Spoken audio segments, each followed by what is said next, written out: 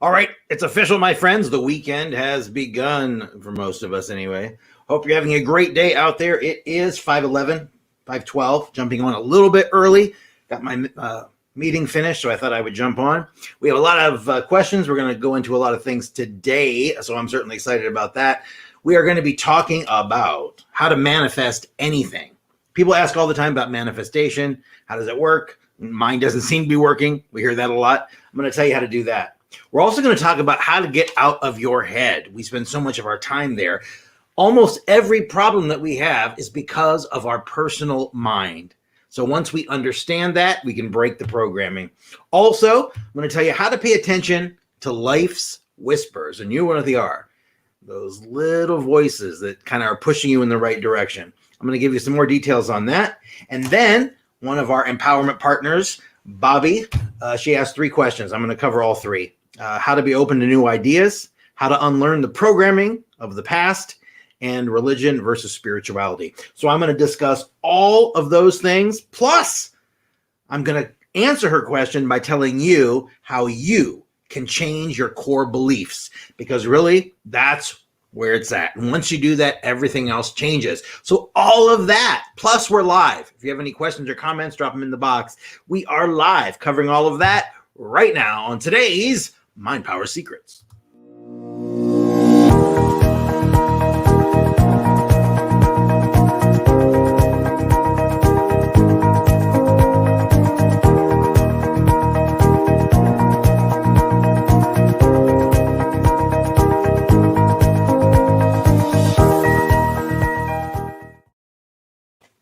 All right, we're back. It is 5:14 on Friday evening here in Cleveland, Ohio. It is a beautiful day today. Hope you are doing well. Questions or comments, drop them in the box. We are live, and I will get to them. Anything you want to talk about, let me know. We have a few questions we received earlier by private message and email, so we'll get to those too. But I want to start today with how to manifest what you want.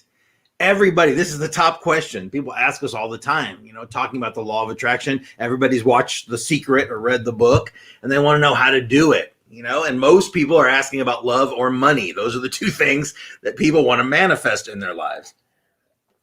So, of course, there are steps. You may be familiar with manifestation or the law of attraction because everybody has read that book. And I think it's sold about 300 million copies so far. And it's something that thought leaders like Deepak Chopra, Eckhart Tolle, and Oprah, they've all talked about, okay? And every one of those people agree that you really can manifest things into your life. But first things first, even though manifesting is about turning your dreams into reality, it does require that you take proactive steps towards whatever it is that you desire. Now that happens because you shouldn't expect it instantly or overnight while you sleep. But it's a small price to pay for something that can have such a profound impact on your life. Now, I'm just curious how many people out there have read The Secret, because that's really the book, in modern times that got everybody, hot on the law of attraction again. So if you've read the book, let me know. Drop it in the comment there. But there are steps for manifestation. It's turning your dreams into reality, but you got to take those steps. All right. You control a lot by your thoughts, and we control a lot by our joined thoughts, by what we believe. When you start to figure that out for yourself, you start to become careful of what you think and what you ask for. You start to think, what else can I do? What else can I manifest? Because I've seen it work. I've seen it happen in my life. I've seen it happen in other people's lives around me over and over and over again. So if you're looking to give manifestation a try, if you're looking to learn how to do this the correct way, there are steps that you do that, for anyone. If you're attempting to manifest anything you desire, and again, money and love is included. But in order to get to this, let's back up just a little bit. And I'll tell you what manifestation is, because that's a question people ask all the time too. You talk about manifestation a lot, but what is it? Well, essentially, it's bringing something tangible into your life through attraction and belief. For instance, you think it and it will come, a simplified, dumbed down version. However, there is more to manifestation than just willpower and positive thinking. Manifesting is making everything you want to feel and experience a reality. And you do that with your thoughts, your actions, your beliefs, and your emotion. So to start manifesting, you have to be clear about your goals. Now, all of us approach manifestation differently. We're all trying to manifest different things in our lives. But the people who are successful at it, the people who do it, follow the same basic principles. And first, and really, I think, most importantly, you need to know exactly what you want.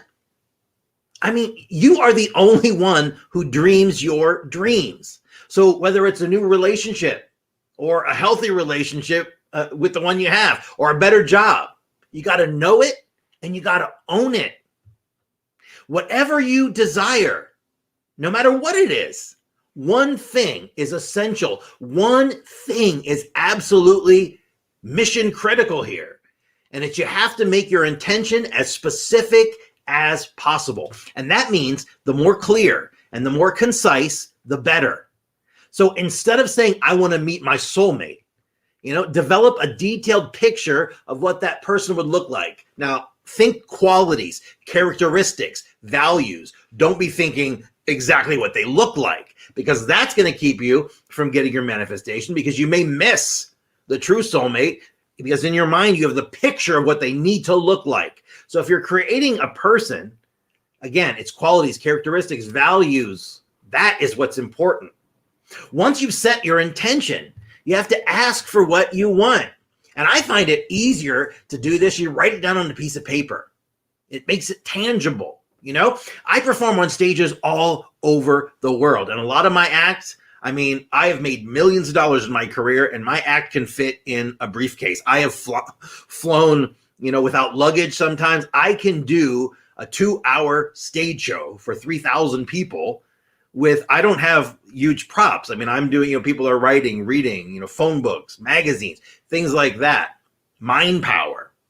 So I love to write things down. I'm a very visual person, and I like to see it, and I like to write it down, and then I can give feeling and meaning to that, but you've got to pinpoint exactly what your hopes, your dreams, and your goals are. So what does that mean? It means asking the universe for what you want. Now, you can do it in a lot of different ways. Prayer, meditation. I meditate twice a day, every day. I don't care what I'm doing, where I'm going. I'm flying to shows next week. I'm flying to Dallas in a couple of weeks. I will get up at 2 a.m. just to get in my meditation. It's that important. And one of the days I'm going to do my morning routine. I'll let you see exactly what takes place in that hour and 20 minutes, and you can pick and choose. But there's so many powerful pieces in there. Affirmation, visualization, meditation, speaking your intentions out loud, affirmation, obviously. A vision board is a good thing. I have one in my office, or something I used to do is a future box, and that's just a container, a box, whatever, just full of pictures of items you want to manifest. So it's kind of like a vision board, but not on the board, just kind of in the box, but you need to say exactly what you want. No matter how you do it, you got to say exactly what you want.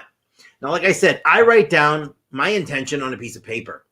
Now, if you've spent any time on TikTok, you might have heard of the 3-6-9 method. And that's when you write down what you want in the following order: 3 times in the morning, 6 times in the afternoon, 9 times at night, for 33 or 45 days or whatever. But what's going on there? What it may look like, some stupid challenge, but what's going on there is what works, and it's repetition. Since we have been kids, we have been drilled and drilled and drilled with knowledge and biased and all of these things with repetition. It's like you train any domesticated animal. Repetition over and over and over and over again. And that's why these type of methods are good. It's because you're doing it over and over, and it's allowing the feeling and it's allowing the emotion to come through. So you don't have to follow any specific method of doing, this many times. That is just to get you to do it over and over and over again. So just do it as many times as you want. But write down once a day. Do it in the morning. Write down whatever it is that your big goal is, whatever it is you're trying to manifest. Keep that with you, and then start working on those goals and do it every day. Write it down every day. Don't just use the same piece of paper you wrote down Monday and have it in your pocket every day. Make it a ritual in the morning to write it down. Look at it. Feel happy about it. Know that it's coming.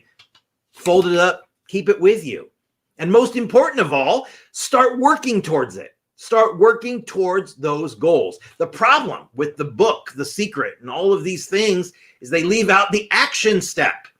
Law of attraction is real, but law of attraction only works when you take action.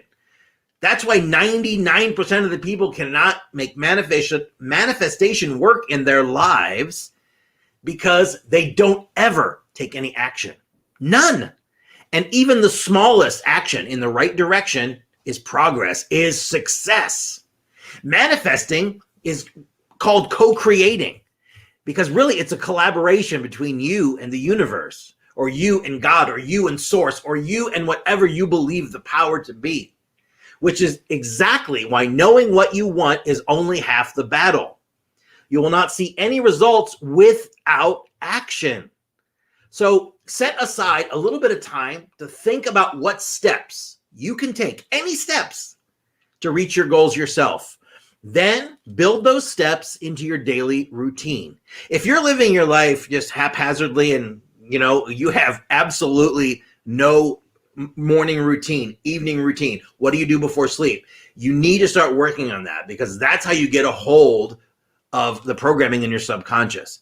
It's taking control of what's going in and going out of your mind, okay? Another way to be in action when manifesting is to ask yourself the question, what would my future self be thinking? And this was an old thing. I think it was from a Napoleon Hill book, where you're talking to your future self. And again, it sounds like one of those woohoo things, but you have no idea how many times I've asked questions before meditation and then received the answer in the silence of the meditation. There is a connection between us and the universe, between the real us, the soul inside. So, you have to understand that. You've got to, what would my future self be thinking? And why would you do that? Because reframing your mind will enable you to be successful. Being the person who already has, already does, already feels your goals and your dreams and your desires, that helps you become that person. Become the person now. Live like the person you want to be. Live in the end, as Neville Goddard says. It is powerful, and it is the truth. It was the next step for me, and it changed everything. Now, the next thing you need to do is be mindful of and thankful for what you receive. Because again, when you get your manifestation, you have to be grateful. You have to feel gratitude. Now, maybe you won't get exactly everything you envision in the right order or the time frame you want, but you will receive and acknowledge whatever it is you get, no matter how big or small, because gratitude is the key.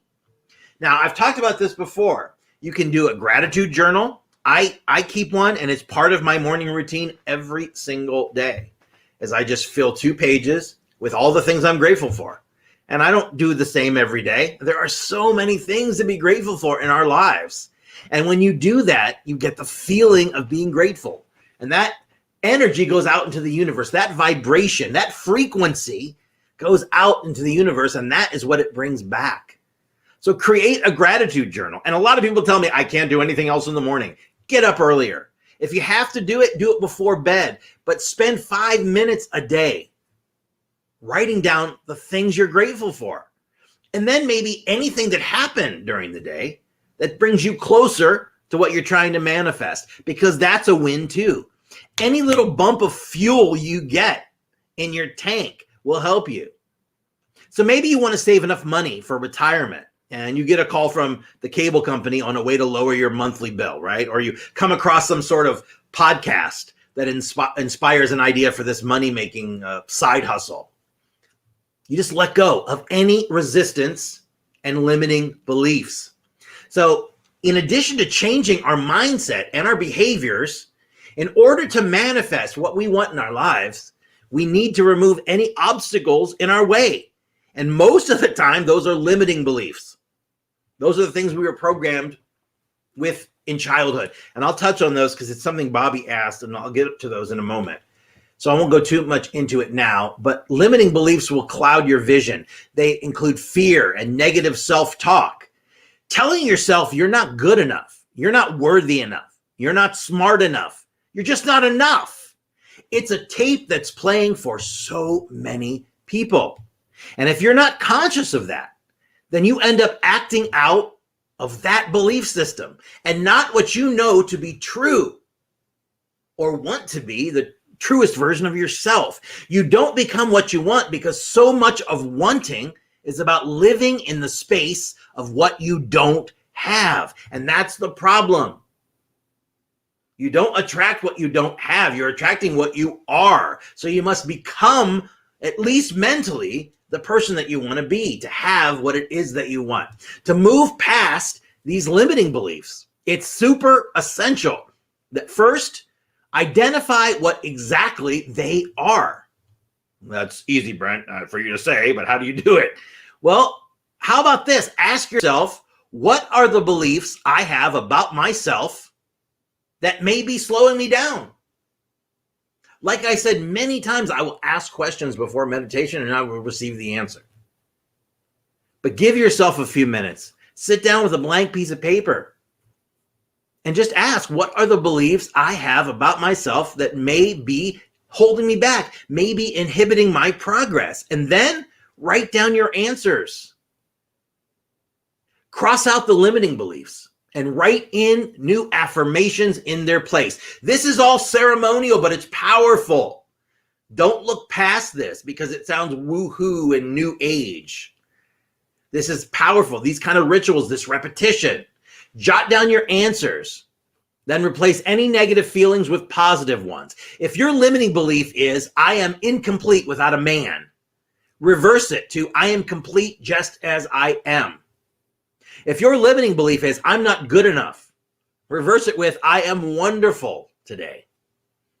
To take it a bit further, the next time you find yourself questioning your worth or saying, I don't deserve this, just pause and think of all the reasons why you are deserving. Energy is important. We all have so much life force energy. We have the same amount. And when we're using it over so many different things, it drains us of our life force. Energy is a very, very important thing when you are working on transforming your life. You're learning about all of the life force that you spread out over all these different agreements, holding down all this emotional trauma. And all of that takes your energy. It takes willpower, and it's holding you back. And I'll tell you, there's one thing that I know above anything else. I've been doing this for almost 30 years, touring the world and teaching people about the mind. Energy is everything. The energy we put out in the world is the energy we get back, and it's the truth. If you are continually sending out negative energy through your thoughts or your feelings, you will be buried in it because you'll attract that same energy back to you. On the flip side, if you are able to shift your energy, and we call it raising your vibration, I just did a whole video on that yesterday. You know, using frequency attunement to get what you want, getting on the same vibration as what you want. So take a look at our YouTube channel. If you missed that video, because it is up there, it's youtube.com/BrentWebbOfficial, but you'll see the video. It's using frequency attunement to master the law of attraction. And raising your vibration is important. You'll attract more positivity, and what that will do, it won't solve everything, but it will help you. It will motivate you enough to start realizing your goals. Now, lucky for you, lifting your energy is really simple. You just focus on activities that cultivate feelings of joy and happiness. Wow, that sounds great, right? What could be better? You know, whether it's doing something for someone else, Nothing is better than helping a friend or family member, donating to a meaningful organization, or volunteering. You know, back home in California, Christmas morning, we would go down, and the Palm Springs Civic Center had this huge, they served Christmas dinner to the homeless and the less fortunate, and they did this toy giveaway. And we did that every Christmas morning. And it was just overwhelming what you get from that. You know, feeling like you're connected, that you're giving something back, that you're not just wasting your time on this planet. There is something to be said about doing something for other people, and doing something for other people without expecting something back, because that's what we do. I'll do this because it'll get me this. Just do it to do it. Maybe start your morning with meditation. I'm telling you, it'll change everything. To be able to sit still. You know, one of the greatest quotes in history is, one of the biggest problems we have is man cannot sit alone with himself in a room. And that's true. We don't want to go there. So many people don't want to be alone with their thoughts, but you have to be. You have to be to make transformation. So what about starting your day with meditation? What about going to a yoga class? What about walking in nature, or treating yourself to something that you deserve, some self-care? You can also concentrate on how you want to feel. So if you want more love in your life, set your intention to be more loving. If you want kindness, focus your energy on empathy and compassion and caring about other people and giving people the benefit of the doubt and giving yourself the benefit of the doubt too. Now, doing all of that, you have to be flexible. You have to trust the process. There is no rigid guidelines as far as time, when it's going to happen, how it's going to happen. The way we screw up our manifestation is we're always trying to figure out how it's going to happen. I want this. So in order for that to happen, this has to happen and that and this, and then somebody would have to do that. And we screw ourselves out of it because we overthink it into oblivion. This is a process, but you have to be flexible. The process is fluid. The steps you take don't really matter as much as your belief. It doesn't matter what order you do them in, right? But that belief has to be there. Faith is not just a religious concept. Somehow it's been monopolized by religion, but faith and belief is in yourself. You have to trust your actions, your visions, and your clarity, as well as the powers that be, because faith is a powerful motivator. You can't just look at what everyone else is doing if it feels wrong for you. You have to start having trust and belief in yourself. And that sometimes means stepping away from what everyone else is doing if you feel that it is wrong. Now, most people ask, can I manifest a person? Can I manifest love? Of course, you can. The best part about manifestation is it has wide-reaching applications. The law of attraction knows no bounds, really. So once you start dialing in on your manifestation process, once you start doing it over and over and over and getting to be a master manifester like no other, there is no limit to what or how often or how much you manifest. Oprah says now she doesn't even need affirmations or visualizations or a dream board, because she's such a master manifester. She can just do it, so you can manifest relationships. That's new friendships, romantic relationships. It is important to only manifest people who will help you fulfill your goals. In other words, you only want to attract people who are attracted to the person that you are becoming. So listen to this carefully. Don't try to manifest, the hottest celebrity girlfriend or whatever, when you've got to be working on the person that you want to attract is going to be attracted to the person you are becoming.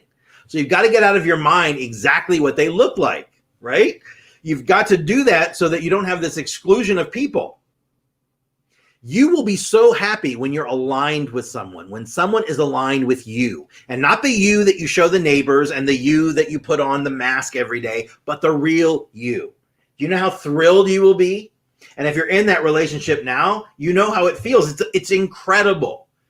It makes you feel like you can do anything, and you want to do that for them too, not just for yourself.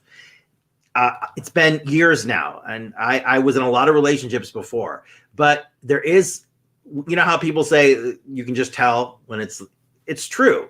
There is a connection there that's beyond anything else, because you're connected to the person in a way that's not just physical, that's not just mental. That we all look for someone out there to complete us, and that's not, we are already complete.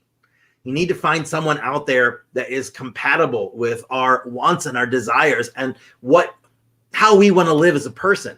Don't try to attract someone just because they're, a 10 on your scale of good-looking people, right? Manifesting love, like everything else, requires some effort. So the same thing goes for money, because that's the second thing people ask all the time is, does it work with money? And of course, that's what most people are doing.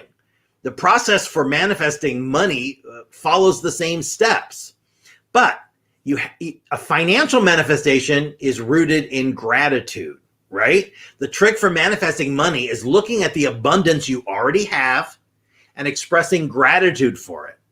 So even if you're struggling to pay bills, raise your vibration and block any limiting beliefs by welcoming the money and prosperity that is on the way. When I pay bills, I love sending that money out. If you hold tightly to your money and you don't want to, that is very, very bad. That's a limiting belief. So when you have bills to pay, oh, I love that. I smile. I touch that check, or if I'm doing it online, it makes me happy, right? I have the money to pay all these things. It's a good thing, right? Don't, oh my God, the bill's in the mailbox. Every time I go to the mailbox, right? You start doing that, and then what happens? You're buried in that crap. You can use visual tools to keep you driven and focused. Buy a bigger purse, or visualize swimming in a pool of cash, right? Make a tree of Monopoly money, a money tree, right? Of Monopoly money until you can replace it with real money. Write a large check to yourself, knowing one day you'll cash it. Jim Carrey did this. Before Jim Carrey was famous, he wrote himself a check for $10 million. He told this story on Oprah. There's videos all over YouTube. I'll link something down below when I find it. But he did that. He would go up on above Hollywood. He would look down, take that check out, and think about all the things he was going to be able to do when he was rich and famous. He did that night after night, week after week, year after year. Pulled that check out of his pocket. He had dated the check. Okay, he had dated the check, something like it was 2 or 3 years and 2 or 3 years ahead of time, or so he 2 or 3 years into the future, he had dated it. 3 days before the date of the check that he wrote out, he made $10 million to do Dumb and Dumber or The Mask or something. And and I've done the same thing. Now I've always been lucky as far as earning money, but I've done, I did that once. I wrote a check for $1 million. I dated it December 21st in the year. I have been really good at being able to manifest financial things. That's where I really got started with this whole thing. But that's a great thing to do. And a matter of fact, I'm looking at another check right now that's above my desk for a much bigger amount. You can do that. Tape it to the wall. Put it on your desk so you see it. Always find ways to motivate yourself. You got to motivate yourself until it happens. Because a lot of people, they think it takes too long, right? What's the fastest way to do it? People ask. Well, if you see it and you feel it, you'll achieve it. So the easiest way to manifest anything is to be clear about what you want. Don't give the universe mixed signals, and take action. Working towards your goals is imperative. And also, you have to remain receptive. Ask the universe for what you want, and then listen carefully.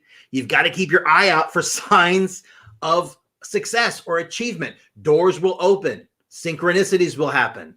Don't fall down the trap of going, oh, it's just a coincidence. I'm not even going to bother with that. No.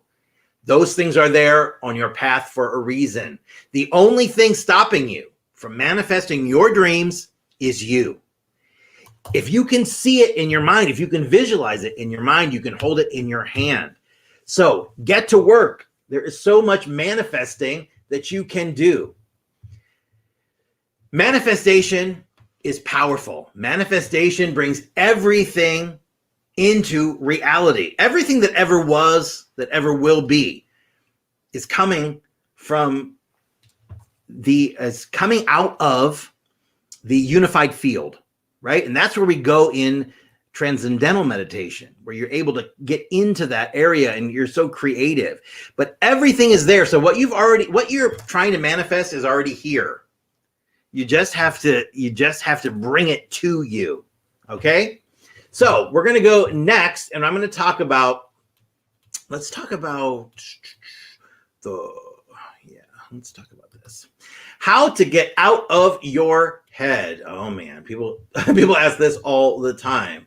We spend so much time there, right? With all those thoughts, oh, I suck. What if I fail at this? I wonder if he really loves me. My life is over. How about my life sucks? I hear that all the time. You talk about the worst affirmation you could say. That's it. My life sucks. What you hear people say things all the time like, oh, it's just my luck that happened. What a horrible thing to say. Oh, I never get this. I never do that.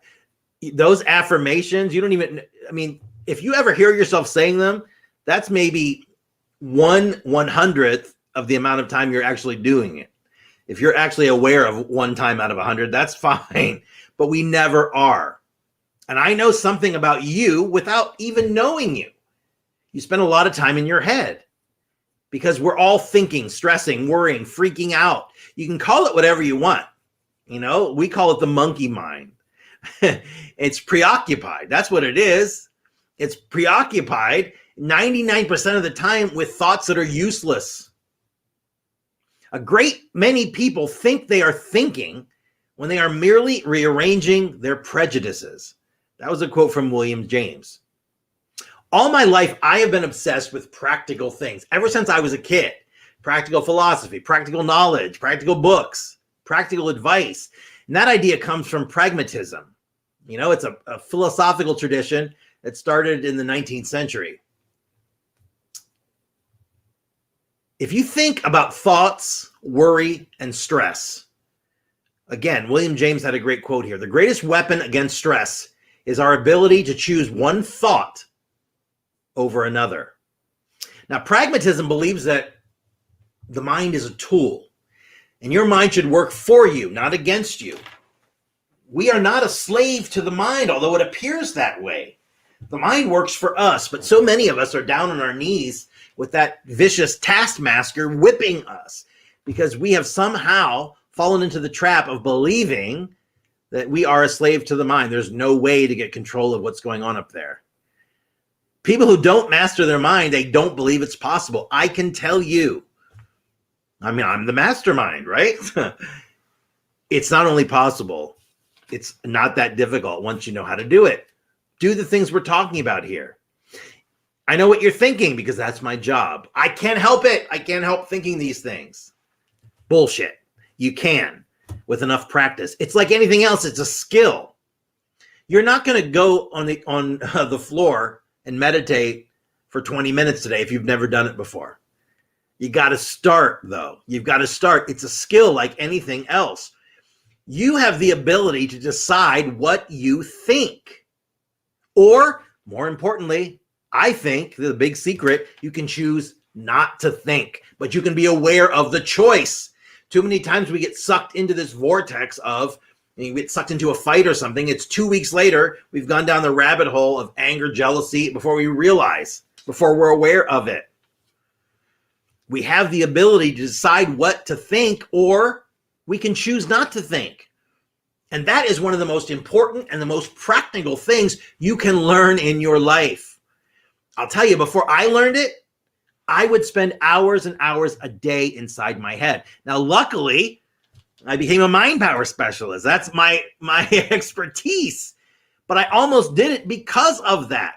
I was plagued with anxiety, crippling anxiety and fear. And even though I could walk on stage in front of 5,000 people, and I still can, but it's different now because there's no fear, there's no anxiety. I don't wake up in the middle of the night with some unknown cement block on my chest.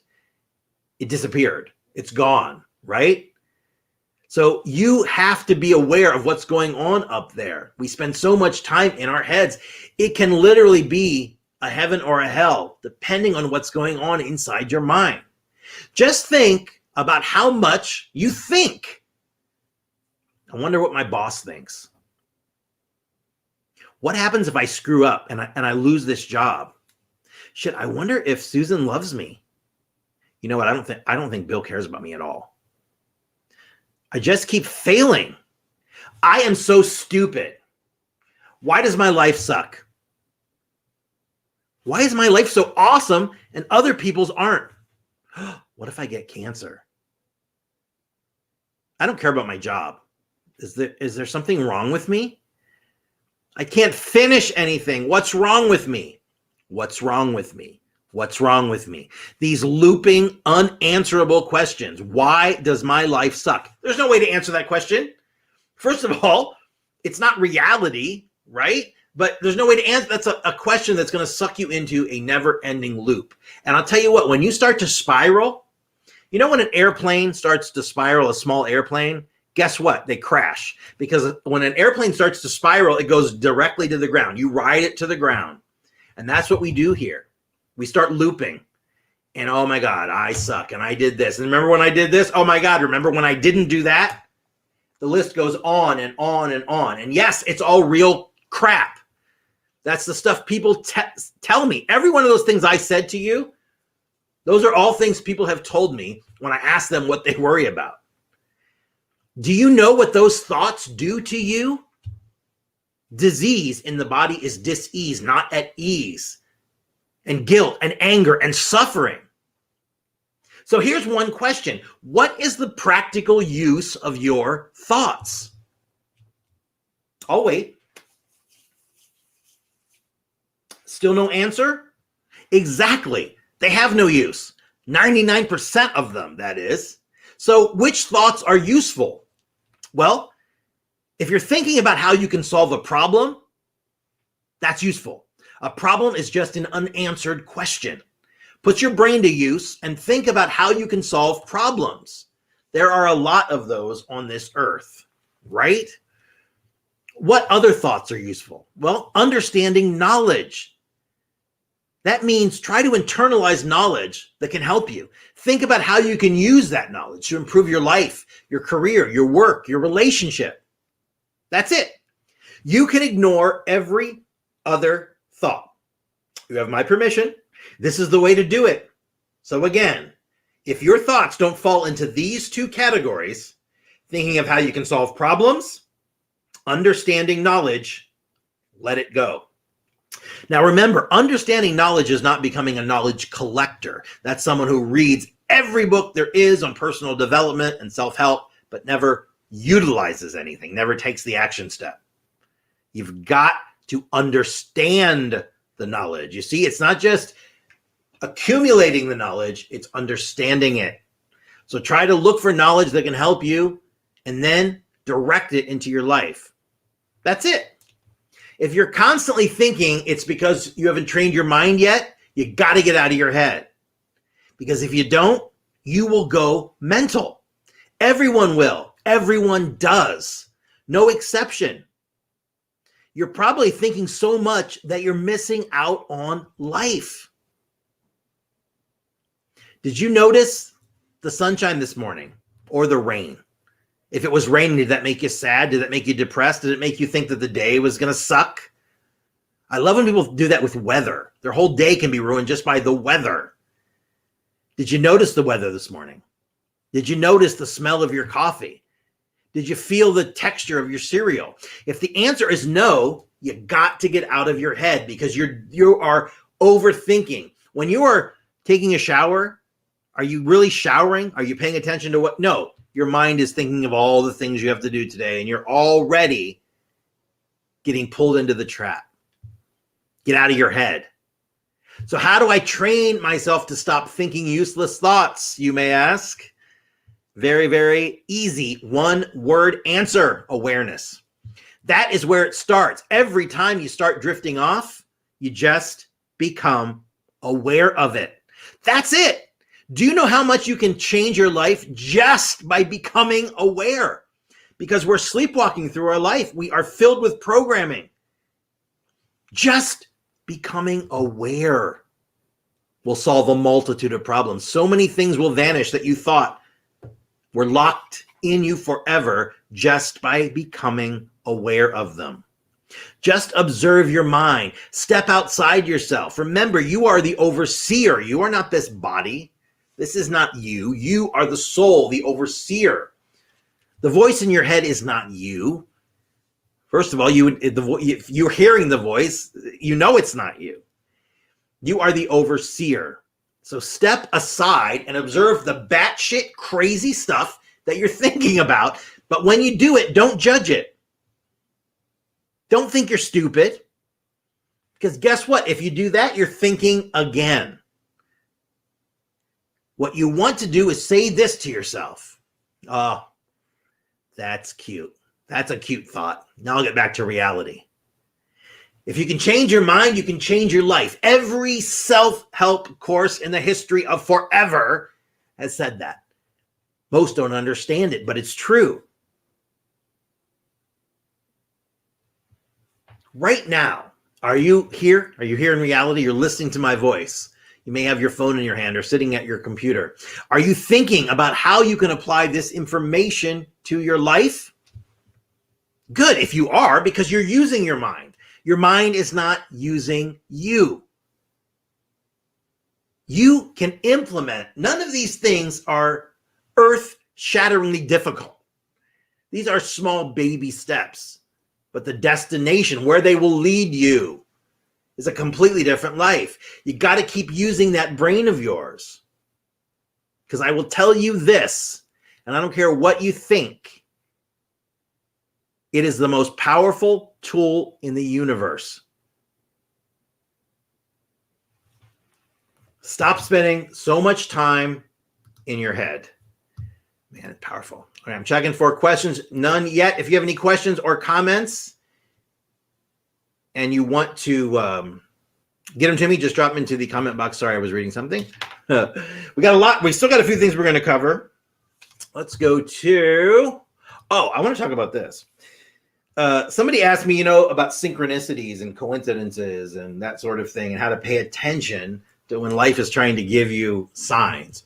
So I'm going to talk about, let me pull this up for you. I made these graphics for you, so you might as well use them, right? This is how to pay attention to life's whispers. Now, we all have these, and I know you do. I know you have those times in your life where you feel like you're being moved to something, right? Where life, the universe, is whispering to you what you need to do. The problem is, most of the time, we don't pay any attention. This is what you need to do, all right? This is talking about listening to the whispers that you see here in your life. If you're paying attention from the moment you open your eyes in the morning until the moment that you go to bed at night, this voice can be speaking to you. But are you really hearing the whispers? It's one of the most important pieces of the puzzle that you really need to put together to see the bigger picture.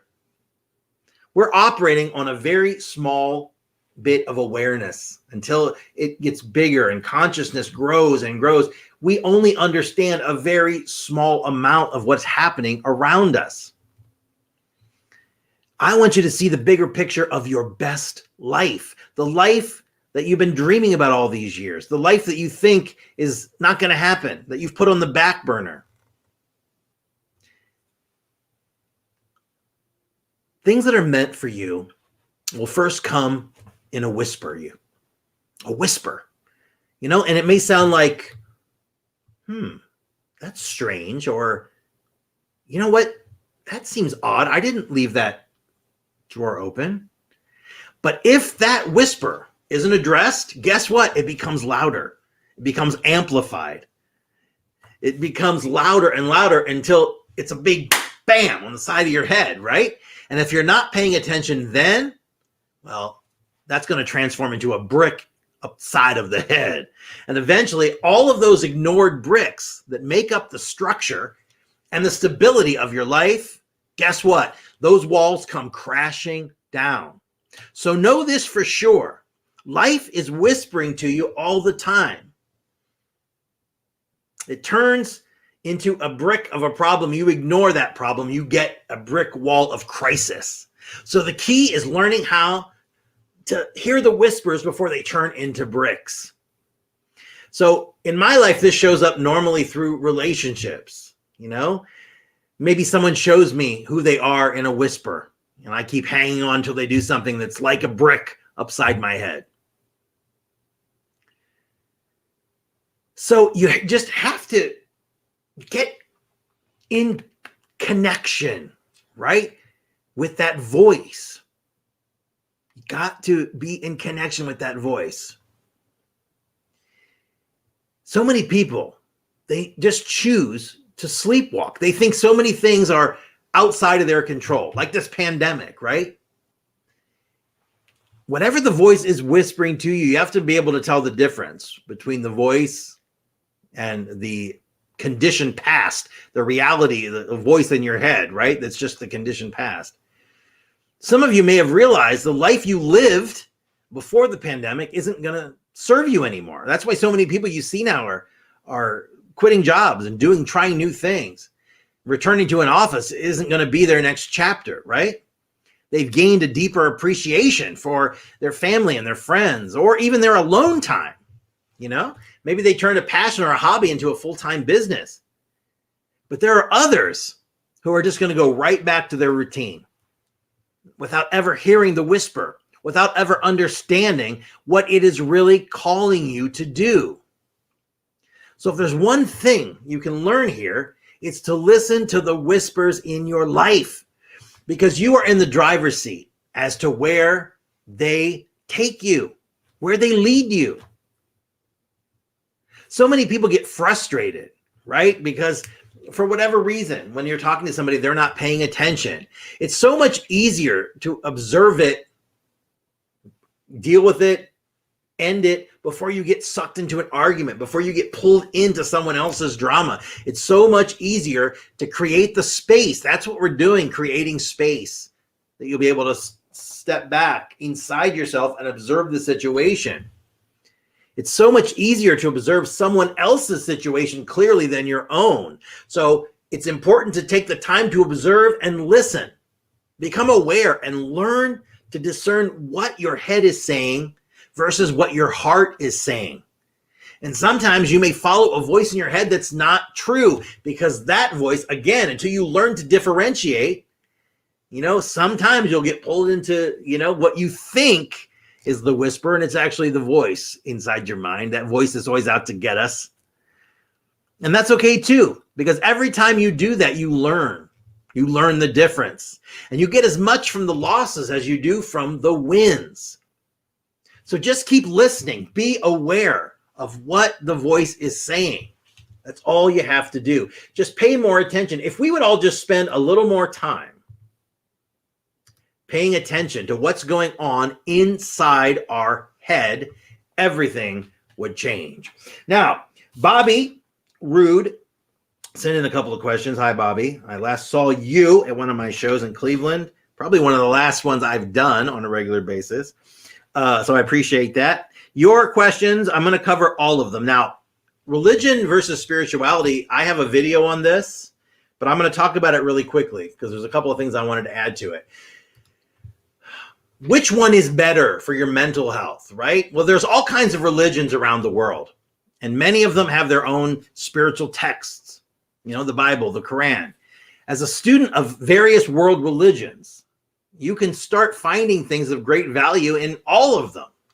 The purpose of religion in general is to unite a group of people under the same values and principles, and to facilitate their collective and individual communication with a higher power or philosophy.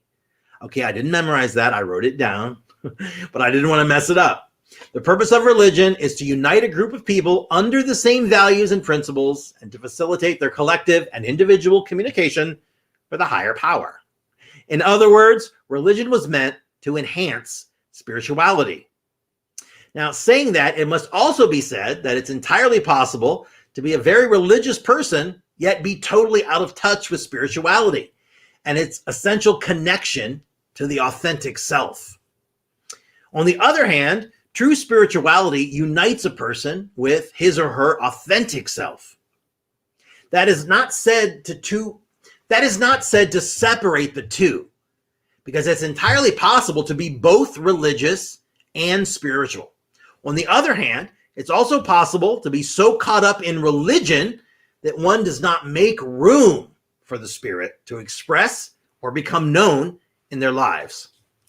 Only if one is open fully to the spiritual element of religion will religion enhance one's mental health. If you're religious but not spiritual, mental health is not enhanced. In fact, it could be worse. It could be disturbed. Now, religion that teaches or encourages judgment of yourself or other people is disturbing to the psyche. And in fact, if your religion tells you that you're better than someone or not as good as someone else, get a new religion. Spirituality, on the other hand, would encourage compassion for the self and for others. Judgment of self not only diminishes self-esteem and a sense of well-being, but it also causes us to repress aspects of self that we might deem to be just unworthy of approval. Judgment of others causes us to cut off relationships with those we deem to be less worthy and to fear their judgment of us. Some religious communities, the suffering that naturally occurs in the lives of the members is worsened by the fear of judgment of others.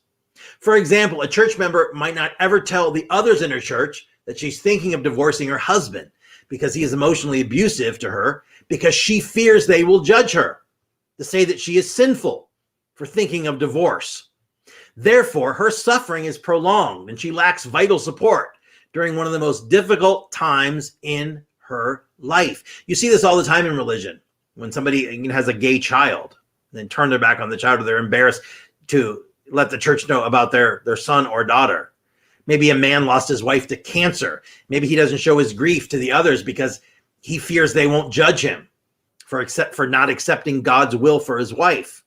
Maybe a person who's unhappy in his job might not share his concerns with those in his meditation group because maybe he'll think that he's being too negative and he's drawing negative experiences into his life through the law of attraction. Religion that teaches us that we must rely completely on external advice or external books, as opposed to listening to the urging of one's own soul, is a religion that is destructive to mental health. Certainly, external advice can be useful, but only in the case in which the person receiving that advice authentically agrees with it. Certainly, sacred texts are useful, but the interpretation of those texts should be processed through the mind, through the heart, and through the soul of each individual, rather than set down as final truth by an external authority. When an external authority, whether it's a book, a person, or a religion, has final control over everything we do, say, and think, it is impossible for us to find and begin to live out our truest, deepest souls. We live oppressed by the external authority. This is definitely not good for mental health. It is the same as if a government came in and told us how to think, feel, believe, and act. The external authority has final and absolute control. Where, then, are our original thoughts, beliefs, feelings, and actions? Rather, we must learn to find our own internal authority and come to trust our own guidance. This is true spirituality. Religion that teaches us how we are to think and feel about the world doesn't allow us room to grow into our own understanding of life. Many religious authorities are currently teaching members of their community how they should view politics and how to vote, rather than trusting and even encouraging the membership to educate themselves on the world and to search their own souls. They are telling them how to think and feel. And they are just doing what our parents and schools and everyone else did to them. We are being programmed with someone else's ideas, thoughts, and beliefs, the same way our parents drilled it into us by repetition. They are adding to the think and feel that things are wrong, things are sinful. They are further adding unique and frightening prophecies about what it will mean for the world if the membership doesn't vote as they instruct. This is not only oppression, but it's spiritual and religious abuse. Yet many followers of these external leaders are too afraid to even consider any other option. You know, I cannot wait to see the new movie, The Eyes of Tammy Faye. I grew up in the 80s with the whole Jim and Tammy Baker thing. And I think it's amazing that a guy who went to prison for bilking hundreds of millions of dollars from his followers is now back on the air. And now he is selling survival buckets for thousands of dollars to these people. There needs to be some sort of law, something we can do. I understand religious freedom and I understand the separation of all of that. But when there are people that are hurting other people, mentally, not only continuing their programming and their brainwashing, but robbing them. I mean, what's different than going up and physically robbing this person? You're drilling into their mind some bullshit story that's not true, scaring the hell out of people and telling them to buy, whatever pounds of freeze-dried slop that they can use in case of the zombie apocalypse. It's ridiculous. And what happens is many people that follow these types of leaders are too afraid to consider other options. They're too afraid of what other people will say of them, about them, especially people in that community. Spirituality is very personal and it's individual. This journey is not, you're not like doing it like everyone else. We're on our own journey, each and every one of us. We're going to the inner part of our soul. That is where this journey is. It's a journey inward. You don't have to go anywhere. This is the greatest thing ever. You can transform your life. You can become at peace with yourself. You can have everything that you want, and you don't have to leave your town to do it. The person on a spiritual journey may use all manner of external tools to facilitate that journey. And that includes going to church, temple, or mosque, reading sacred texts, or joining and engaging with others in various spiritual practices. I chant every day. Became a Buddhist several years ago, and that's powerful for me, right?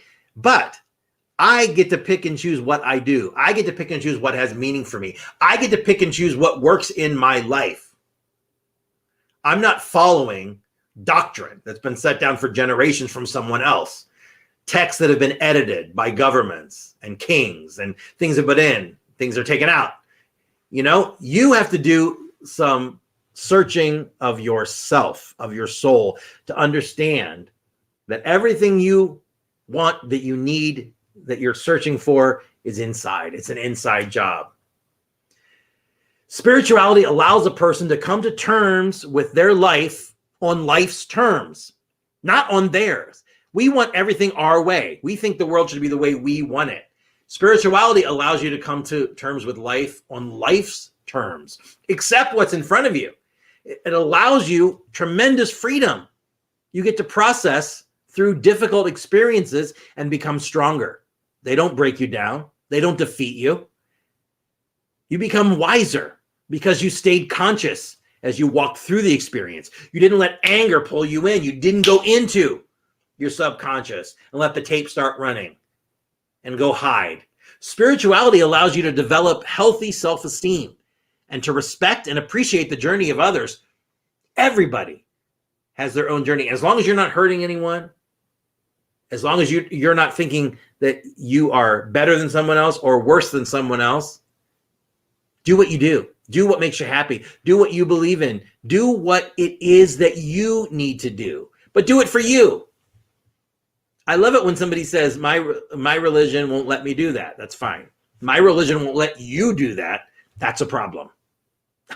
So unless religion is leading to a deeper spiritual experience, you have to be very careful. You're on a very slippery slope. Religion is fantastic. It's great.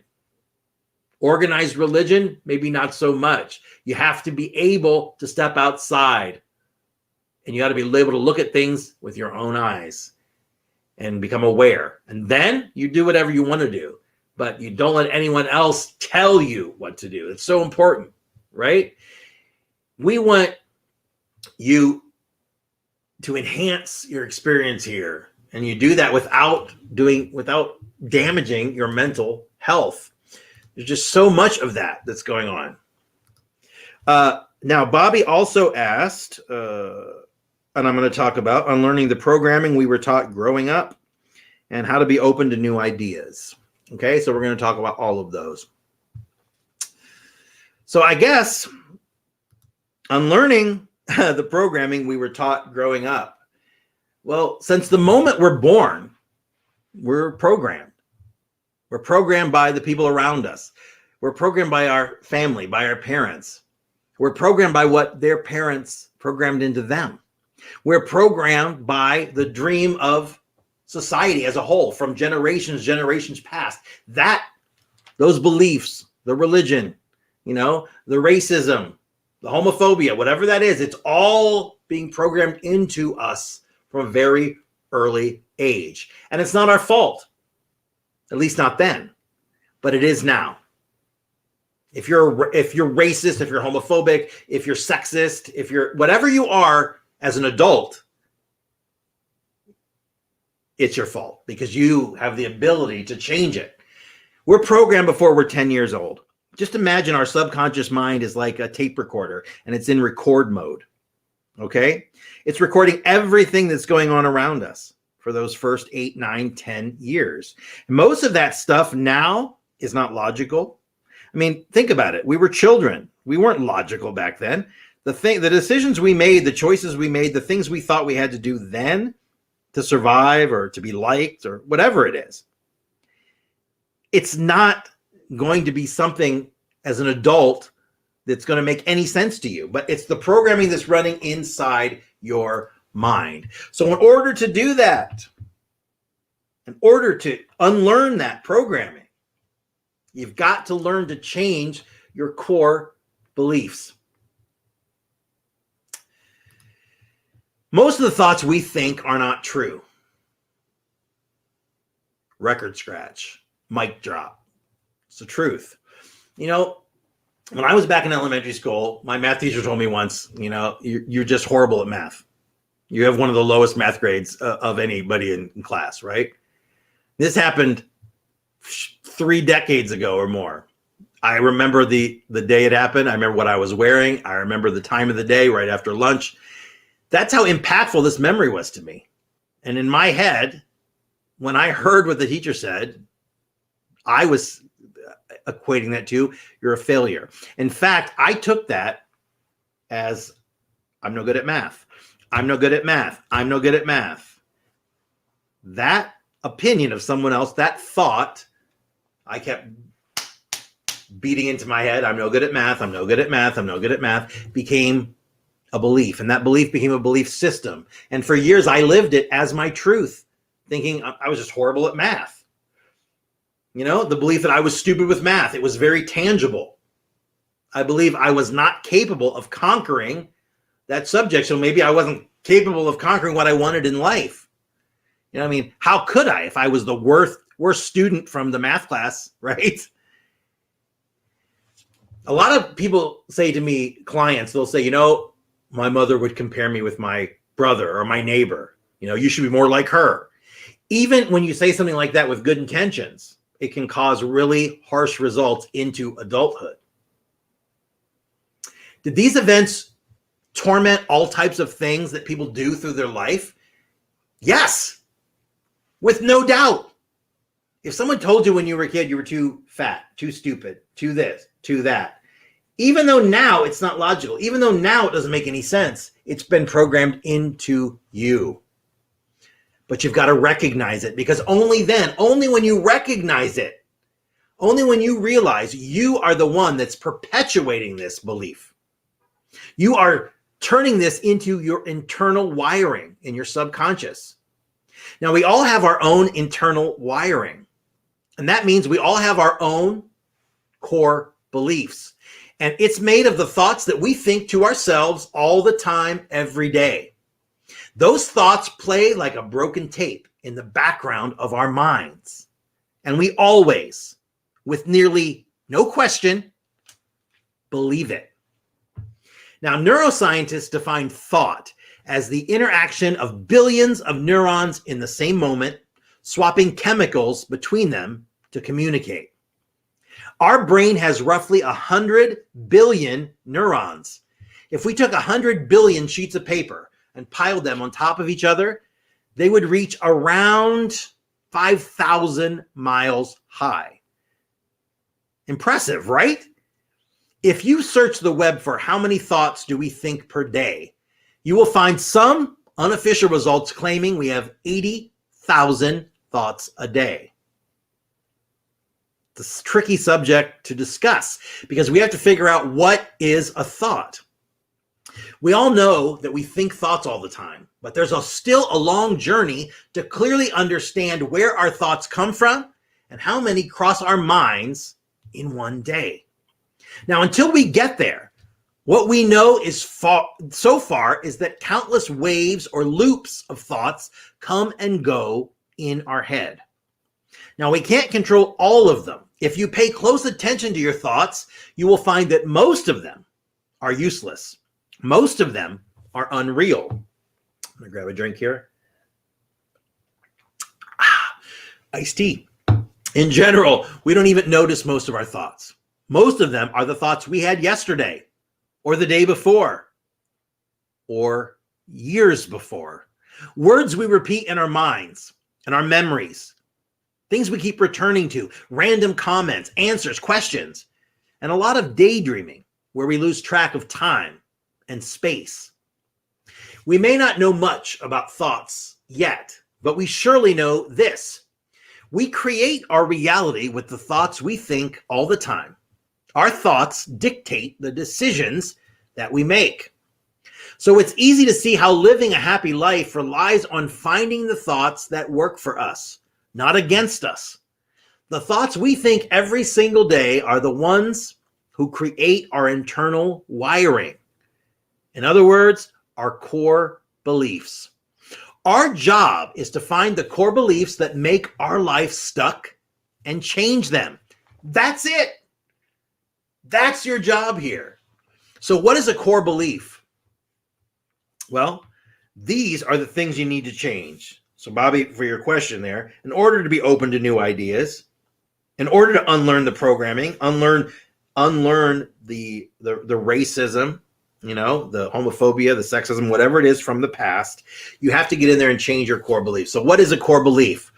It's nothing more than just deep-rooted presumptions that we make about ourselves, the world we live in, and others. They are the result of impactful experiences almost entirely from our childhood. And if we had repeated impactful experiences, chances are we made our core beliefs even more rooted and so much harder to break.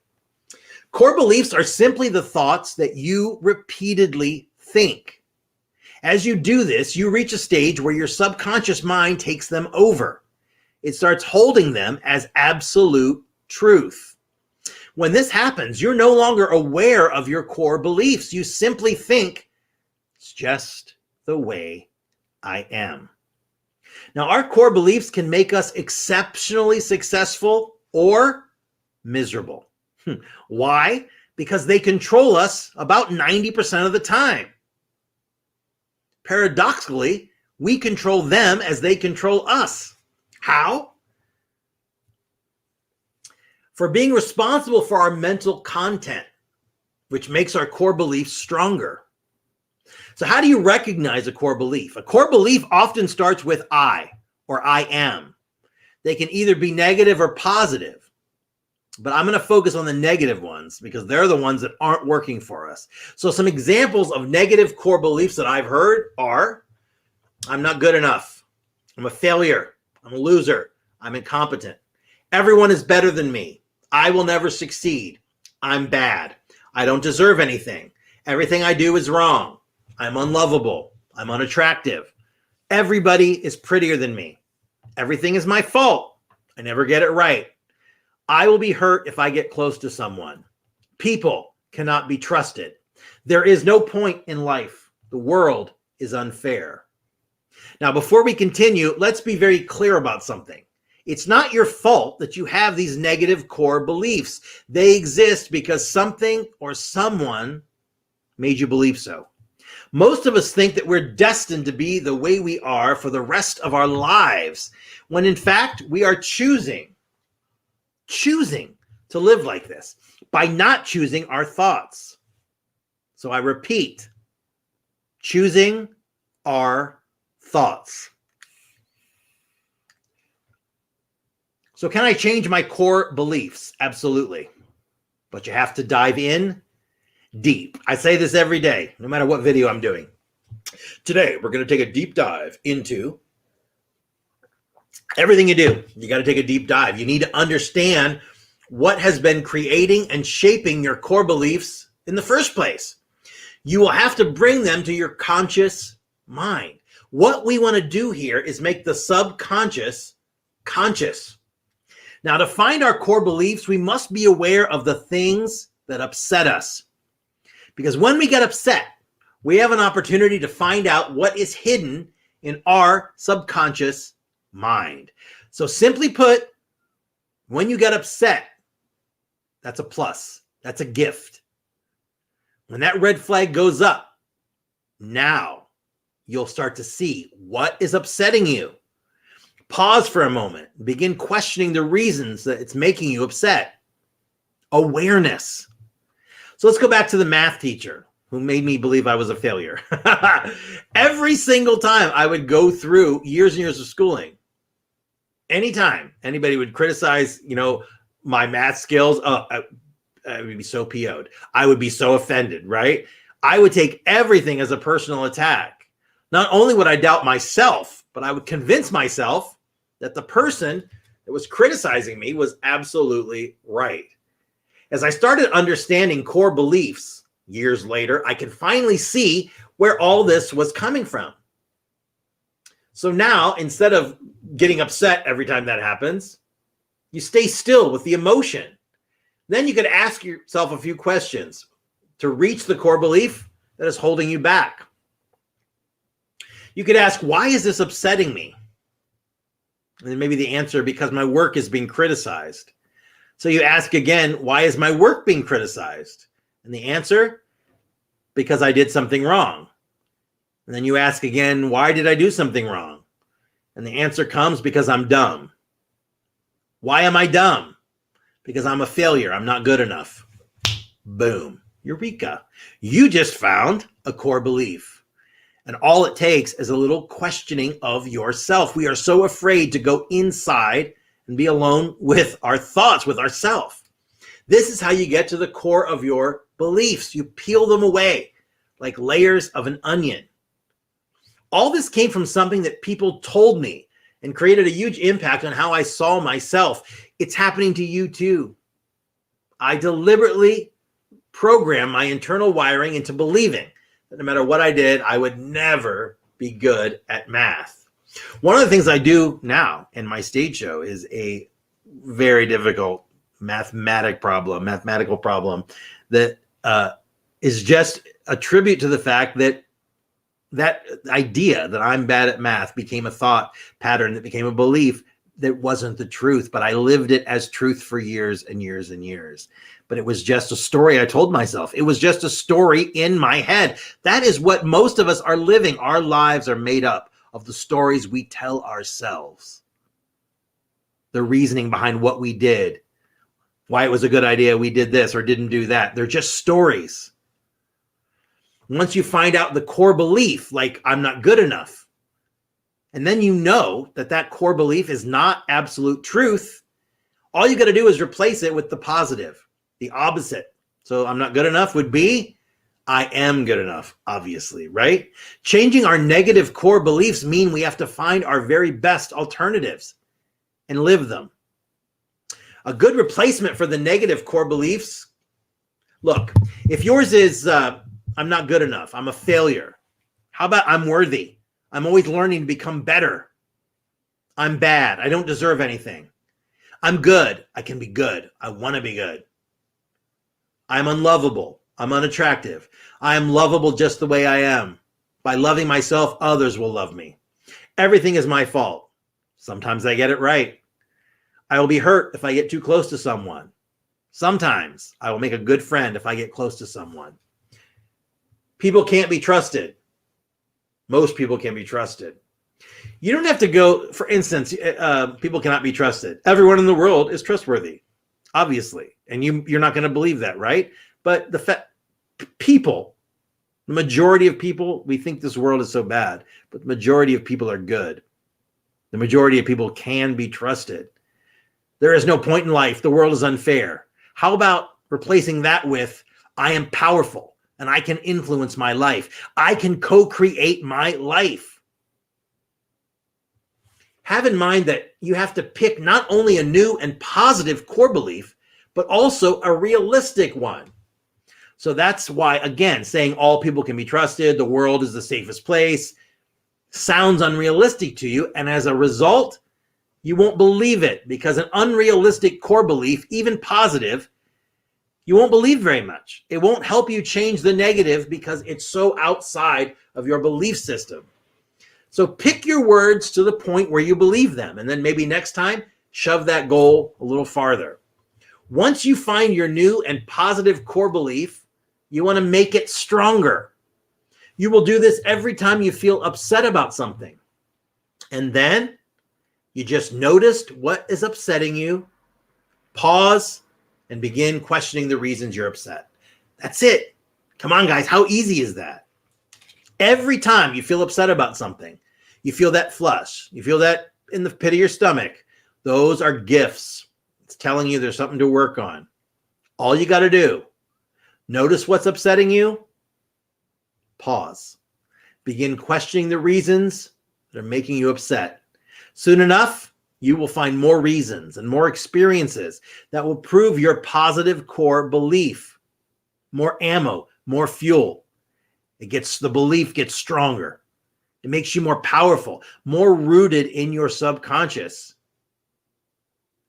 Eventually, and after understanding these negative core beliefs, I stopped doubting myself. I stopped sabotaging myself. It was clear what was stopping me from becoming who I wanted to become. It was me. I was now on the front seat of my subconscious. I was driving the train.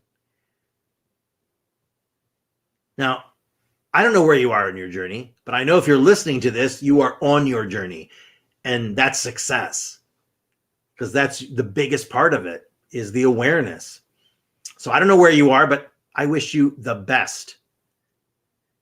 I just want you to remember, each one of us has a tape playing in the back of our heads constantly. This tape is full of thoughts that mostly we don't pay attention to, but we do take some, those negative ones, and we listen to them over and over and over. We punish ourselves over and over and over. We listen and hold these thoughts within us as absolute truth. Think about how you would feel and who you would become if you thought great thoughts about yourself all the time. Just understand that your self-talk and your thoughts are important. You can talk yourself into or out of anything. There is a way out, and I have no doubt that you can do it. So don't hesitate to contact me if you have any questions. Send me a private message, drop a comment down below. Let's go back over and check. Gregory, you can ask a question. We are live. Just type it in the box there. If you have a question, we will discuss. We're also going to go, before we get to that, we're going to talk about, let's do this, the power of keeping an open mind. This is something I talk about a lot. I talk about in my seminars, my stage shows. The power of an open mind can enable you to do so many things. And of course, accepting new ideas is one of them. Bobby, another question you asked was how to be open to new ideas. So I thought I'd talk about this, because the best way to do that is to have an open mind. Now, it can be very difficult keeping your mind open to new things. And you know why that is? It's because things that are familiar, they feel comfortable. But you may be surprised at the happiness and the sense of fulfillment that new ideas and knowledge and opportunities and adventure and even relationships can bring to your life. So what's driving you? Obviously, you need to be motivated to find new ideas and discover new things. What's your reason for wanting to be more open? Do you have the commitment for this? Will you do what it takes to make this work? Choose the areas of your life where you want to focus. Now, one easy way to do this is by adding some variety to the foods you eat, rather than partaking in the same things day after day. Do you get up in the morning and do the same thing you go to the bathroom, brush your teeth, get your coffee? Mix it up a little bit. Start wrapping your mind around new ideas. Basic things. Drive to work a different way. Try a recipe you've never tried before. This is so easy, and it's a method that is very realistic to work into your life. To get some creativity going, begin with just one area, and then slowly spread to other parts of your routine. It can be much less of a shock to take small steps into open-mindedness, rather than trying to change your entire life in sudden and drastic ways. That's the main problem that everyone has when they fail here. They're trying way too much, way too soon. Take smaller steps. Here are some strategies that I wrote down to help you with your open mind and keeping that mind open to new concept. First, resist responding with anger when you're faced with clashing opinions. Just take a peaceful time out to remember that there will always be people whose opinions are different from yours. So try to see things from the perspective of the other person, following the old adage of walking a mile in their shoes. What else can you do? What other strategies? Well, don't close yourself off from the world. Encourage the exploration of situations you haven't gotten familiar with. When you come across various opinions, see that as an opportunity to learn. Another thing you can do is step outside of your comfort zone. The comfort zone is where we go to die. We're all in there. We'd rather sit on the sofa and watch Netflix than do something we know we need to do. Try to frequently move out of your comfort zone. If new circumstances cause you a lot of anxiety, go ahead and try, but go gradually. Travel to new spots, try some new activities. Keep socializing and making new friends. Being around other people not only provides the opportunity to make new discoveries, but also can encourage you to try new things. That's how it was for me years ago with sushi. And oh my God, growing up, there's no way, right? And then, boom. Had some friends that love sushi, tried sushi, now I'm addicted. Your friends can expose you to many novel things. New friends can introduce you to new and different sets of interests that will open you up, open your mind, give you an opportunity to learn about something new. Now, another thing you can do that is so important that we never do is make it a point to ask questions. Asking questions not only helps you better understand and learn, but it also can be the only path sometimes towards gaining and keeping an open mind. Obviously, you don't want to be nosy, but if someone seems happy to share their experience, it makes sense to pay attention to what they have to say. When you're talking to someone, are you listening to them, or are you planning in your head what you're going to say back? Start listening to what the other person is saying. That starts to change everything. This was something we talked about today when we discussed we were talking about the 4 agreements. This, which was don't assume. This one is don't speculate. But that means try out things prior to developing opinions about them. Instead of simply accepting the word of another person or going on the assumption that you like or dislike something, try it yourself and form your own opinion. You can try something simple like a new activity, a new hobby, or a new food. I was watching a video the other night about somebody, a guy who spent the last 17 years eating nothing but macaroni and cheese, the Velveeta, with the metal bag of cheese in it. 2 boxes a day for 17 years and build up such a phobia of other foods and mental blocks. And I mean, all self-created, you know? When you embrace new things, every day becomes a source of wonder. It's the best way to attack your day. It's the best way to make sure that your life stays fun and interesting. Life is not supposed to be a struggle. Life isn't supposed to be difficult. Hey, thank you so much. I can't see your name because of the streaming service, but we love you. We appreciate you too. Thank you for being here. So I want to close today with the question everyone's probably asking right now, if you're still with me. If you're watching this later, by the way, as a replay, thank you. We love you and we appreciate it. Please like, share, comment. We get nothing. This group is not a money-making proposition. You know, I have a business. I perform all over the world. This is a labor of love because this message needs to get out. My life was transformed. The lives of my clients have been transformed. I want you to transform as well, because when we do, we elevate consciousness around the world and we're able to get ourselves out of this mess that we've created. So today we're going to talk about 4 steps to release those limiting beliefs, because those are the things that we learned in childhood. So this goes back to Bobby's question about unlearning the things that we learned. I'm going to give you 4 things you can do to get rid of those limiting beliefs because they're ruining us. We learn those, like I said, in childhood. We're very little children.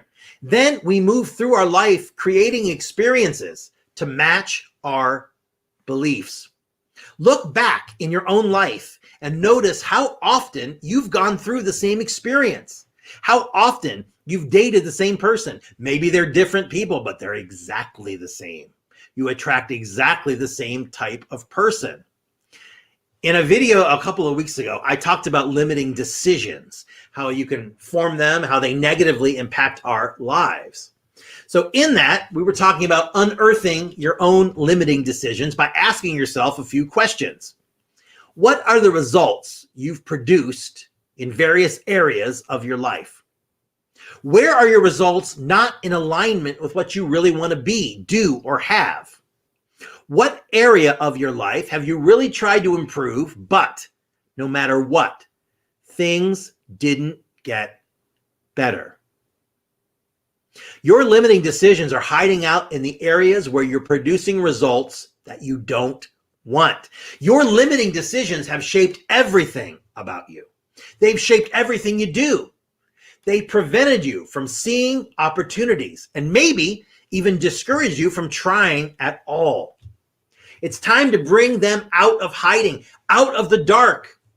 Most of the time, I promise you, my friends, when you bring these beliefs into the light, they vanish. They can't stand the scrutiny. They can't be held up to the light. They can't be held up to truth. They vanish. Pull them, kicking and screaming if you have to, out of hiding. Because when you do, guess what? You have power because now you have choice. So how do you identify those pesky devils? Well, first, what do you say to yourself about that area?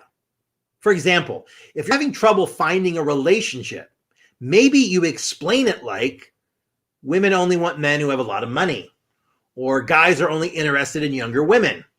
Anything you say to yourself to justify why it isn't working for you is a limiting belief. Will that belief sound true to you?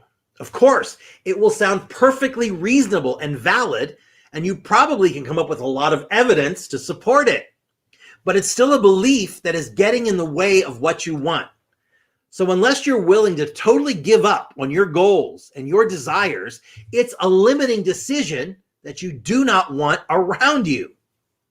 Now, most of the time, limiting decisions are not conscious. Maybe you've learned to squelch your negative thoughts before they get revved up, and you've gotten good at positive self-talk. So you don't hear any limiting beliefs in your head. But you'll know you've still got a limiting decision lurking if your emotions are negative about that area. For example, if you're bogged down with financial pressures, how do you feel about it? Do you feel angry, anxious, hopeless? If you stay with that emotion and acknowledge it for a moment, you'll find the limiting belief right beneath it. For example, anxiety might be saying, "What will people think of me?" Anger might be saying, "Life isn't fair to people like me." Underneath hopelessness might be, "I'm just not strong enough or smart enough to figure this out." Now that you've dragged some of those self-limiting beliefs kicking and screaming out of the closet, what do you do with them? Well, there's several specific processes to unearth and eliminate limiting beliefs. Now, with our clients, we do a lot of NLP, neuro-linguistic programming. And I can't teach that too much in the article, but I'm going to give you some steps to get you started. Talked about this earlier. It's worth saying again. Write down the limiting belief. Play detective. Follow your thoughts and emotions to discover the limiting belief that is holding you back. Put it on paper. Let it stare you in the face. You might note how strong each belief is and what emotions that they elicit in you. That's step one. Write it down. Step two, acknowledge that these are beliefs, not truths. This is often the hardest step. I can hear you now, but my limitations are real. Here's the place where choice comes in. Which are you more interested in? Defending your limitations to the death or achieving your goals and desires? When we argue for our limitations, we get to keep them. You choose. Next, step three, try on a different belief. This is so hard for so many people, especially for people that are stuck into a certain religion or a certain dogma. Use your imagination and try on a belief that is aligned with what you want. Now, it could be something as simple like, "My financial difficulties in the past have taught me so much that I'm fully prepared to handle them now." Or, "Now that I've been in an unhealthy relationship, I've learned what to look for in a happy, loving partner." The trick is to go beyond just saying it. You want to really step into this new belief and feel how it feels. If you do this thoroughly, steps two, acknowledge these are just beliefs, not truths. Step three, try on a different belief. If you do this thoroughly, steps 2 and 3 will go a long way to dismantling your old limiting decisions, to get in there and break that rusty, out-of-date programming that is literally destroying your happiness. The last step, step 4, take different action. Now, this might feel scary, but act as if your new belief is true. In other words, if you really are the kind of man that women adore, how would you act at parties? Who would you ask out? If you really are capable and have learned a tremendous amount from past financial difficulties, what steps would you take? If you really are that kind of person who eats healthy food, what would you put in your grocery cart? If you avoid taking any steps based on your new belief, guess what? You're feeding the old one. That's all you're doing. Avoiding taking steps based on your new belief, you are feeding that old limiting belief. Taking action, even the smallest bit, will help solidify your new decisions, your new agreements. Your first steps don't have to be perfect. They just have to be steps. Like Martin Luther King said, you don't have to see the entire staircase, only the first step. Take that first step in faith. You don't have to be perfect. You have to be headed in the right direction. And be sure to acknowledge yourself when you've taken that step. That's what you do. Those are the 4 steps. Write the belief down. Whatever that limiting belief is, write it down. You have to play detective. Follow those thoughts back, and you'll discover the limiting belief. Acknowledge to yourself that these are just beliefs. They are not truths. Try on a different belief, something that is different from what you are believing in. Finally, take different action. Doing the same thing over and over and expecting a new life is impossible. If you're, by doing the same thing you're always doing, you're going to have the same life you've always had. It's time to take different action. Try different things. Hey, Ty. Okay. Sorry about that. See, now things align. difficult journey trying to go through a lot of these things, but always keep in mind, if there's a will, there's a way, and I can't go wrong if I'm working on myself. Absolutely true. The most incredible project we have is ourselves. Being mindful of others at the same time. True as well. Open learning experience appealed to me. I just wanted to be the best I can be.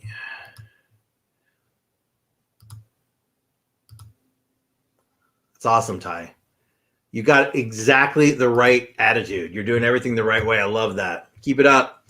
Keep it up. Now, if you guys have not joined our Facebook community, first of all, why the hell not? It is a family. It is a group of like-minded people. We are banded together. We are helping. We are empowering each other to change our lives. And like I said earlier, this is not a group that's bringing in money. We have created this out of love for you. We want you to be able to make the changes that you need to get the life that you want. That's how we change the world, person by person. As we change ourselves, we inspire other people. And they change around us. It's fantastic. And it's really the way that it's done. Self-empowerment is the best word we could come up with, because that is taking control of our lives, stopping the excuses, stopping the blame game, letting go of what no longer serves us, setting goals, because I'll tell you, most people, they don't even have a goal. And if they do, it's some far off daydream goal. I want to be a billionaire. You don't have realistic goals. And they don't have to be realistic at the beginning. I mean, at the end, right? But you got to start somewhere. You know, you can have anything you want as long as you believe it. What you believe to be true is true for you. Learn to make positive choices instead of negative. Learn to live in a world where everything is amazing. Everything's a miracle. Being alive is the gift. So join us. It is the Students of Self-Empowerment fantastic community, facebook.com/groups/students of self-empowerment. Somebody asked yesterday about meditation. I was talking about my book. If you do not meditate, or if you do and you want to get back into it, or you want to know how I do it, grab a copy. It's called Unleash the Power of Mindfulness Meditation. It is available right now at brentwebb.com at the shop. So take a look. Everything you need to know. It's how to overcome anxiety with the amazing, remarkable, incredible power of your mind and mindfulness meditation. And last but not least, it may be time, my friends, for a mindset reset. Even the most successful people in the world have mentors and they have coaches. I know I do. I know the biggest spiritual teachers do. So everyone needs some help. Maybe it's time to align your goals and your objective with what really matters to you, and then move them powerfully forward on your game board of life. Take your vision and commitments and invest them with new possibilities and new power. This is a dynamic one-on-one coaching program. It's my mindset reset, my mindset mentoring program. I will work with you one-on-one. We do this virtually. That is the amazing thing about technology. We use Zoom or our streaming platform. We're able to do a one-on-one deep dive meeting where we see and talk to each other virtually. It's amazing. I will work with you one-on-one like I have thousands of clients all over the world, but now able to do it virtually. I will help you clarify and powerfully align your goals and your objectives with what really matters to you. Not what matters to everyone else or the lives that they want you to live, but what matters to you. I want to hear what it is, where you're stuck, where your roadblocks are, what structures and practices and time frames are important. I will teach you what you need to support you in achieving those results. And I promise you, you will leave our sessions with new freedom, and you'll have taken steps towards what you're out to accomplish throughout your life, attaining your dream, living the life that you've always wanted. So I offer you the chance to create a short or long-term coaching relationship, and it will empower you in fulfilling your ongoing goals and your objectives. Now, I custom tailor each and every program with each and every client. You'll fill out a questionnaire. We will tackle what is important with you. These are delivered conveniently in our scheduled virtual sessions, which you get a copy of that you'll have forever. You get a video of each of our sessions. My coaching programs are available in all sorts of packages. If you're interested, take a look at my website, brentwebb.com. Everything you know is there. And if you are, somebody asked me the other day about, I don't know if I have this website. Somebody asked me the other day about my programs. If you're interested in a live program, I still do my stage shows. I do seminars. If you'd like me to speak maybe at your event, check out my website. It's brentwebb.info. That is the website for my performances. So if you're interested in that, go to brentwebb.info, and all the information you need is there. I certainly appreciate it. Now, I'll be back again tomorrow. I'm doing the 4th agreement from the 4 agreements, the most amazing book I have ever read. I'm telling you, it's right up there. Tomorrow, it's always do your best. And remember, your best is going to change from moment to moment. It's going to be different when you're healthy as opposed to when you're sick. It's going to be different from day to day, minute to minute, hour to hour. Under any circumstances, all you have to do is simply your best at the time. And what will happen? You'll avoid self-judgment. You'll avoid self-abuse, and you'll avoid regret. And that's so important. So that'll be tomorrow on the end of the book, actually, the 4 agreements. It's agreement number 4. If you have any other questions or comments, yeah, I listen to beats every night, almost every night. I love that. Everyone and everything is my mentor. Love it. So I want to thank you guys for joining me. Thanks, Ty, for being here. Thanks, Greg. Thanks, everyone else, for watching. If you're watching this replay, we love you. Just remember, share, invite your friends and family. Let's get this message out all over the world. It's so important. All right. So I will be back here tomorrow. Go out and enjoy yourself. It is the weekend. You deserved it. I'll see you back here. Remember, don't worry. Be happy. Feel good. See you tomorrow.